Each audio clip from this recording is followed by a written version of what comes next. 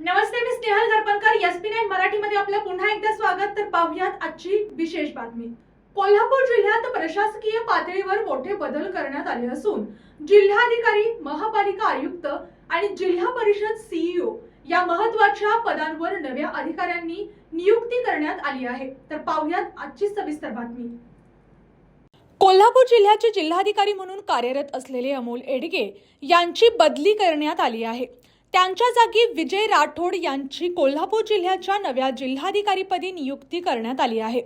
राठोड यांच्याकडून जिल्ह्यातील प्रशासन अधिक गतिमान आणि लोकाभिमुख होण्याची अपेक्षा व्यक्त केली जात आहे. कोल्हापूर महानगरपालिकेच्या आयुक्त के मंजुलक्ष्मी यांचीही बदली करण्यात आली आहे. त्यांच्या जागी राजेंद्र बारूड यांची नवीन आयुक्त म्हणून नियुक्ती करण्यात आली आहे.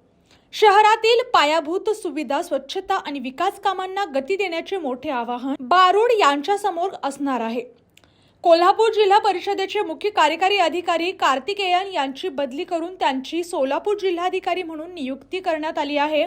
त्यांच्या जागी डॉक्टर जॅस्मिन या कोल्हापूर जिल्हा परिषदेच्या नव्या सीईओ म्हणून ग्रामीण विकास, शिक्षण आणि आरोग्य योजनांच्या अंमलबजावणीवर त्यांचा भर राहणार आहे. या बदलांमुळे कोल्हापूर जिल्ह्यातील प्रशासनाला नवी दिशा मिळणार असून विकास कामांना गती मिळण्याची अपेक्षा आहे. नव्या अधिकाऱ्यांच्या नेतृत्वाखाली शहर व जिल्ह्याच्या प्रगतीला चालना मिळेल असा विश्वास नागरिकांकडून व्यक्त होत आहे. यांनी अशाच विशेष बातम्यांसाठी पाहत रहा एसपी9 Marathi. Your time, your news. धन्यवाद.